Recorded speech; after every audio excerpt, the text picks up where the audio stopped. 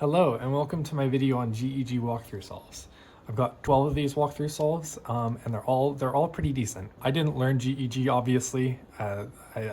There's too many algs, but I wrote a little piece of code that will just find GEG finishes. Like GEG solutions with the algs that are there. And it turns out that like a lot of these solutions are pretty decent. With this method, there's often multiple ways to set up to an alg, and they all give different half-turn finishes afterwards. So you can kind of optimize it by just choosing the right setup. And you'll see that a technique is used a lot in these solves. Another thing is that you could, if you were to learn this method, like if you learned, say, 2 algs for every case instead of 1 alg, you would dramatically reduce the number of half turns you would have to do at the beginning and end, which would make this method even better.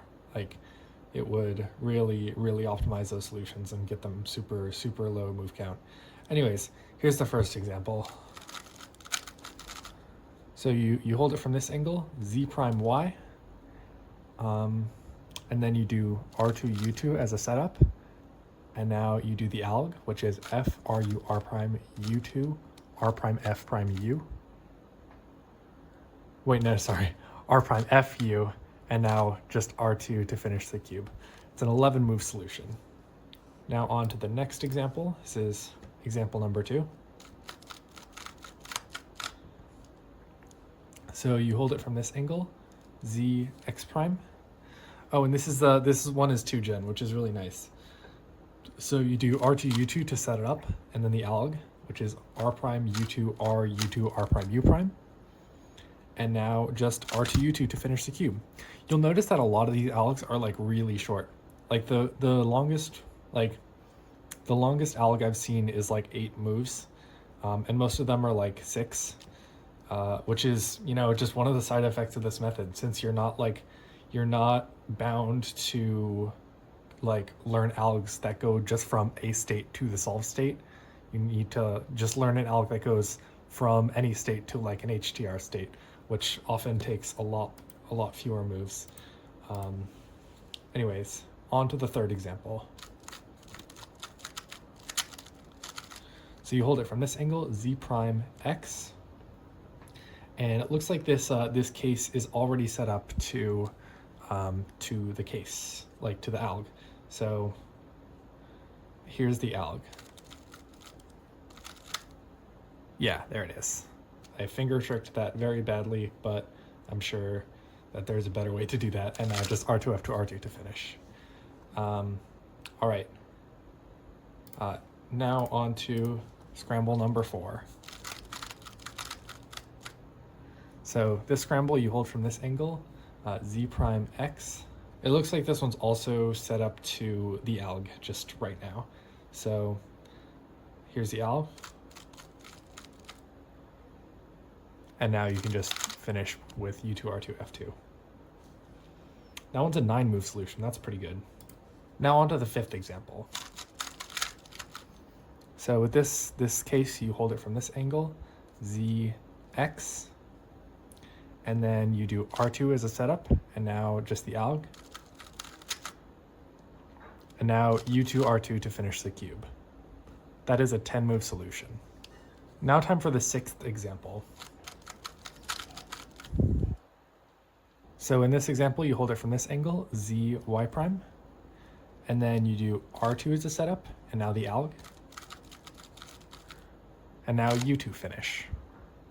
And that is a 10 move solution. Here's the 7th example. So you hold it from this angle, z2x, and you do u2 as a setup, and now the alg, and now just a finish, u2, f2, r2. I finger tricked that badly again, but there's probably a better way to finger trick it. It's a 9 move solution. Here's the 8th example. So you hold it from this angle, x z prime, then you do r2 setup, and now the alg, and now a u2 finish. Here's the 9th example. So you hold it from this angle, and now you do u2 r2 setup, and now here's the alg. And now just F2, U2 as a finish. That's an 11 move solution. Here's the 10th example. So you hold it from this angle, z prime, x prime, and now you do u2, r2 as a setup, and then the alg, and now b2, r2, u2 for a finish. This one is pretty bad, but it's still an 11-move solution. This is definitely one of the cases where an alternate alg would definitely come in handy, just because there's so many half turns before and after, and they're kind of unavoidable. Now here's the 11th example.